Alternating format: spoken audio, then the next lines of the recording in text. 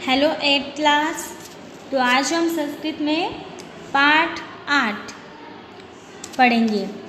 तो 7 चैप्टर अपने संस्कृत में कंप्लीट हो गए हैं संस्कृत रीडर में।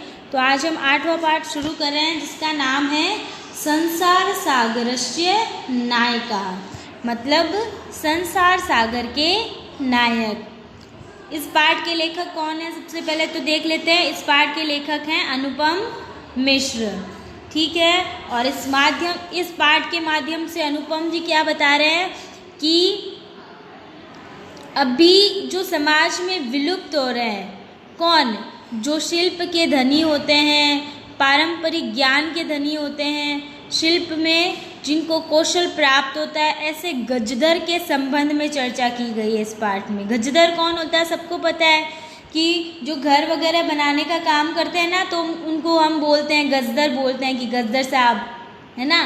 तो उनके बारे में बताया गया है, जो घर बनाते हैं, तालाब बनाते हैं, छोटे मोटे जो भी निर्माण वाले काम होते हैं वो करते हैं, उनके संबंध में चर्चा की गई है कि पानी के लिए मानव निर्मित तालाब, बावड़ी जैसे निर्माणों को लेखक ने यहाँ पर क्या बताया है, संसार सागर बताया है।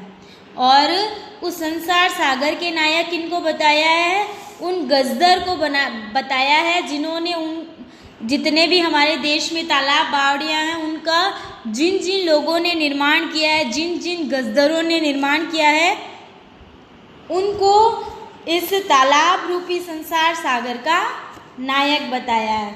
तो उसके बारे में लेखक बात कर रहे हैं कि अभी के समाज में इन लोगों का महत्व जो है वो कम हो गया है। तो हम पाठ में पढ़ेंगे कि लेखक क्या कहना चाहते हैं इस पाठ के माध्यम से।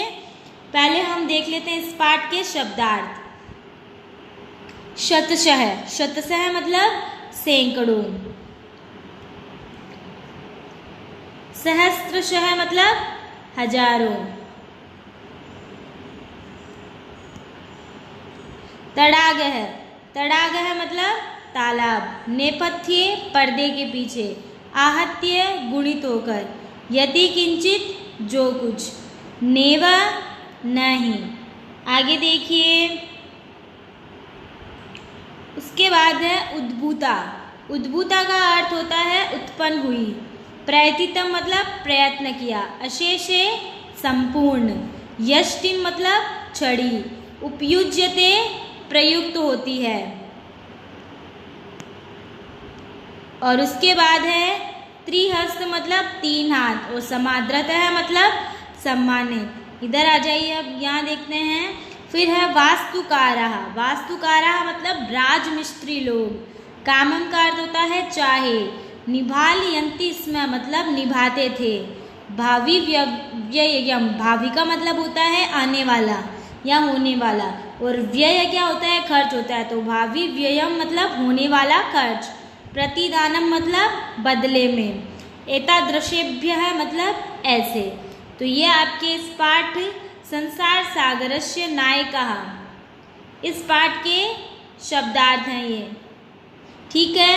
तो ये आपको अपनी नोटबुक में करने हैं। तो आ जाइए अब आप अपनी बुक में पेज नंबर 176 पे, जहाँ पर आपका पाठ 8 दे रखा है संसार सागरस्य नायकः, संसार सागर के नायक। तो चलिए शुरू करते हैं, जो कि अनुपम मिश्र के द्वारा लिखा गया है।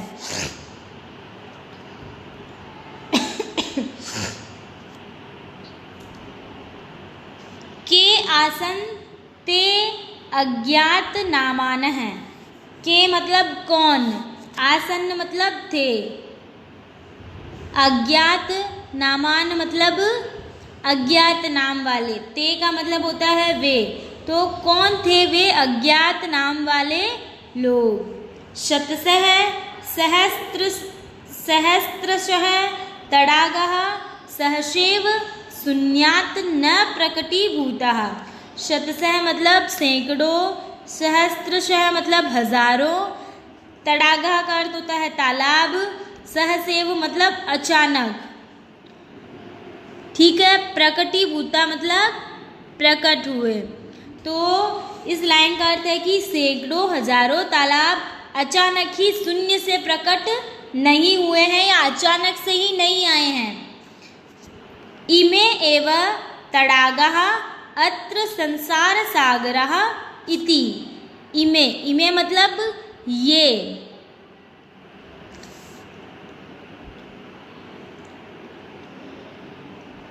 और एतेषाम मतलब इस प्रकार। इमे एव, इमे मतलब ये, तडागः मतलब तालाब, अत्र मतलब यहाँ। तो इसका अर्थ है कि इस प्रकार ये ही तालाब यहाँ संसार सागर है। इमे एव तडागा अत्र संसार सागरा इति।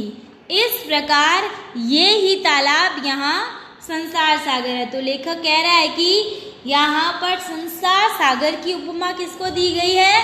तालाब को दी गई है। तो तालाब ही यहाँ का संसार सागर है इस पाठ का। एतेषाम् आयोजनस्य नेपथ्ये निर्माणपैतॄणाम् एककं निर्मातॄणां च दशकम् आसीत्। तो एतेषाम्, एतेषाम् मतलब इनका, आयोजनस्य आयोजन ही, आयोजन के, नेपथ्य मतलब पर्दे के पीछे, निर्माण पैतृणा मतलब बनवाने वालों की, एककम मतलब इकाई, निर्मात्रणा मतलब बनाने वालों का, दशकम मतलब दहाई। तो इस लाइन का अर्थ है कि इनके आयोजन के सज्जागृह में निर्माण कराने वालों की इकाई मतलब निर्माण कराने वालों की एक एक तथा निर्माण करने वालों की 10-10 थी। एतत् एकम दशकम च आहत्य शतकम सहस्त्रम वा रचयतः स्म। एतत् मतलब यह, एककम मतलब इकाई, दशकम मतलब दहाई, फिर है आहत्य, आहत्य मतलब गुणित होकर, शतकम मतलब सैकड़ा, सहस्त्रम मतलब हजार, रचयत मतलब रचना करते थे। तो इसका अर्थ है कि यह इकाई व दहाई गुणित होकर सैकड़ा व हजार की रचना करते थे। कि आयोजन करने वाला ये जो कोई भी बनाना होता, जैसे तालाब बनाना होता, तो उसमें जो आयोजन होता कि ये तालाब बनाना है, ये आयोजन है अपना तालाब बनाने का, ये काम है, तो इसमें निर्माण कराने वालों की तो इकाई होती है और निर्माण करने वालों की दहाई होती थी। तो फिर ये इकाई और दहाई गुणित होकर सैकड़ा और हजार की रचना करते थे। परंतु विगतेषु मतलब बीते हुए, द्विशतक वर्षेषु बीते हुए 200 सालों में, नूतन पद्धतियाँ मतलब नई पद्धतियाँ, समाजेन समाज ने यति किंचित जो कुछ पठितम पढ़ा है। तो इस लाइन का अर्थ है कि परंतु बीते हुए 200 सालों में नई पद्धति के द्वारा समाज ने जो कुछ पढ़ा है, पठितेन तेन समाजेन एककम दशकम सहस्त्रकंच इत्येतानि शून्य एव परिवर्तितानि। पठितेन पढ़कर, तेन समाजेन तो इस समाज ने, एककम मतलब इकाई, दशकम दहाई, सहस्त्रकंच सहस्त्र मतलब हजार।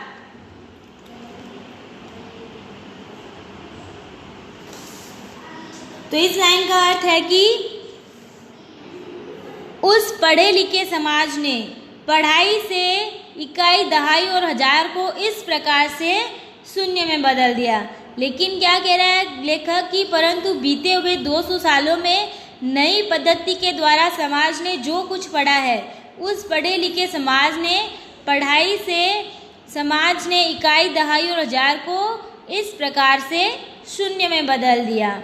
मतलब इन लाइनों के माध्यम से कवि क्या कह रहा है कि कौन है वे लोग अज्ञात नाम वाले जिन्होंने कितने सारे देश में हमारे जितने सैकड़ों हजारों तालाब बावड़ियाँ हैं उनका निर्माण कराया, और उनका नाम जो है अब हमारे समाज में से हट ही गया है। मतलब अब नई पद्धति से सारे काम होने लग गए हैं। उन लोगों का कोई रोल ही नहीं रहा है, कोई भी अभिनय ही नहीं रहा है हमारी ज़िंदगी में। वो ऐसे बता रहा है कि उनका जो भी उपकार था वो लोग सब भूल गए हैं। उनके शिल्प कौशल को, उनके पारंपरिक ज्ञान को लोगों ने किसके समान बना लिया है? शून्य के समान समझ लिया है। तो आइए नेक्स्ट पैराग्राफ, नेक्स्ट पेज पे। अस्य नूतन समाजस्य मनसि इयमपि जिज्ञासा नैव उद्भूता यद् अस्मात् पूर्वम् एतावतः तडागान् के रचयन्ति स्म। इस नए समाज के मन में भी यह जानने की इच्छा उत्पन्न नहीं हुई कि इससे पहले इतने तालाबों को कौन रचते थे। मतलब अभी के जो लोग हैं वो ये सोचते ही नहीं है कितने बड़े बड़े तालाब हैं, इतने बावड़ियाँ हैं, इनको किसने बनवाया। किसी के दिमाग में ये बात ही नहीं आ रही है। एतादृशानि कार्याणि कर्तुं ज्ञानस्य यो नूतनः प्रविधिः विकसितः तेन प्रविधिनापि पूर्वं सम्पादितम् एतत् कार्यं मापितुं न केनापि प्रयतितम्। तो कहता है कि लेखक ऐसे कार्यों को करने के लिए ज्ञान की नई विधि विकसित हुई है, और उस विधि के द्वारा भी पहले किए गए इस कार्य को नापने के लिए किसी ने भी प्रयत्न नहीं किया। कि अभी नई नई पद्धतियाँ आ रही है कि चलो जैसे जेसीबी वगैरह इनका काम ले लेते हैं, खुदाई वगैरह जो भी रेत इधर उधर करनी हो, पत्थर ढोने हो, उसमें उसका काम आ जाता है। ठीक है, तो लेकिन उस टाइम भी लोग ये नहीं सोचते हैं कि ये काम नई पद्धति अभी आई है। पहले भी तो इतने सारे तालाब बावड़ियाँ बनी है। उस समय उन लोगों ने किस प्रकार काम किया होगा। हमारे पास तो चलो मशीनें हैं, उस टाइम कहाँ मशीनें थी, लोग हाथों से ही काम करते थे। उस समय उन लोगों ने कितनी मेहनत करके ये काम किया होगा, कोई इस बारे में सोचने को भी तैयार नहीं है। अद्य ये अज्ञात नामानः वर्तन्ते। आज ये जो अज्ञात नाम वाले हैं, पुरा ते बहु प्रथिता आसन, पहले वो बहुत ही प्रसिद्ध थे। अशेषे ही देशे तडागः निर्मीयन्ते स्म। अशेषे मतलब संपूर्ण, देशे मतलब देश में, तडागः मतलब तालाब, निर्मीयन्ते स्म मतलब कराए जाते थे। तो निश्चय ही संपूर्ण देश में तालाब निर्माण करवाए जाते थे। निर्मातारो अपि अशेषे देशे निवसन्ति स्म, और उन्हें बनाने वाले भी संपूर्ण देश में निवास करते थे। तो लेखक कहता है कि जो लोग आज अज्ञात हो गए हैं, बिना नाम वाले हो गए हैं, जिनको कोई जानता नहीं है, वो पहले बहुत प्रसिद्ध हुआ करते थे। उस समय भी सैकड़ों हजारों तालाब बनते थे, और ये बनाने वाले जो थे वो देश में ही रहते थे।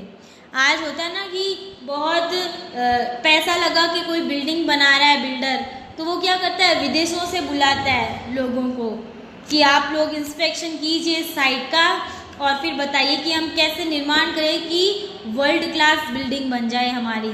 तो इसके लिए वो लोग क्या करते हैं, विदेशों से जो फेमस लोग होते हैं इस काम में, उनको बुलाते हैं। लेकिन लेखक कह रहा है कि ये काम पहले भी यहाँ होते थे, पहले भी इतनी अच्छी अच्छी सुंदर सुंदर इमारतें बनी हुई हैं, तो लोग उस पर ध्यान क्यों नहीं दे रहे कि पहले भी इतनी अच्छी बिल्डिंगें बनाने वाले